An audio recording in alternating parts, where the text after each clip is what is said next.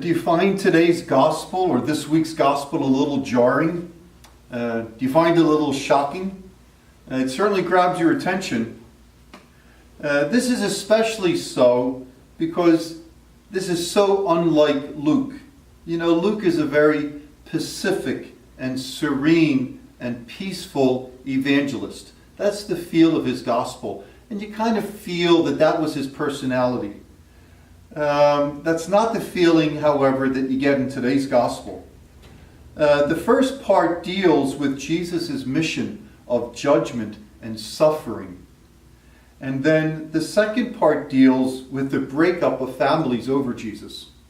So this is kind of shocking and a little jarring to hear.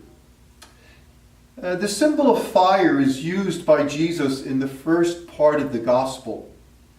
In this context, fire represents God's judgment on the earth. Fire is used to represent divine judgment on the earth. At the end of time, God's fire, or God's judgment that will come, is going to be final and absolute.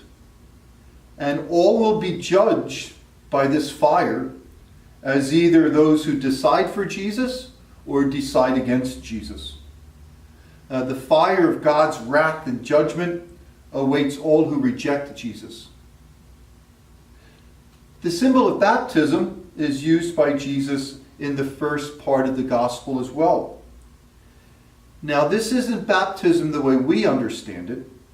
This baptism represents Jesus' divine destiny to suffer. When Jesus talks about himself being baptized, he's referring to his destiny in Jerusalem to suffer for the sins of the world. It points to the excruciating agony of the cross.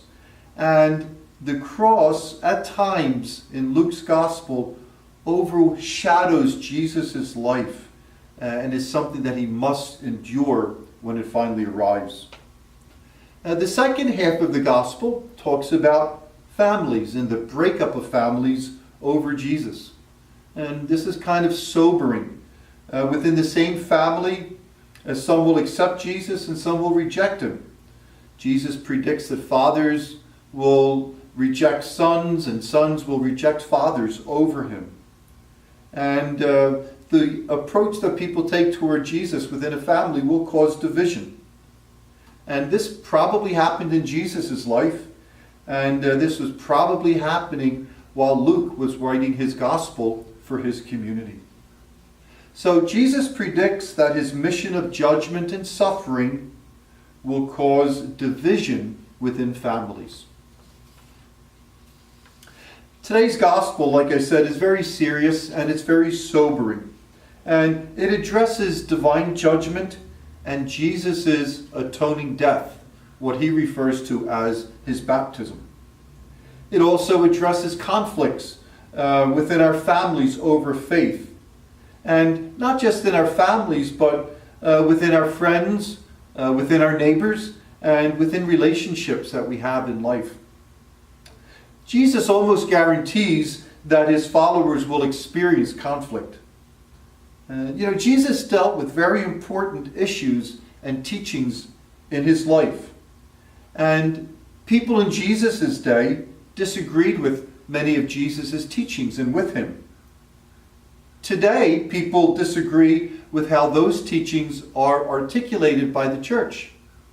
So sometimes people say they disagree with the church, but not with Jesus. But really, the church teaches for Jesus, and sometimes people reject the church's teachings today. Some of the conflict that you and I experience as followers of Jesus Christ is serious and very real and painful. It might result in rejections and arguing and alienation from people that we love. Because the church and ourselves, we take seriously the teachings of Jesus regarding certain faith issues and moral issues. Sometimes the conflict we experience is of the less serious kind.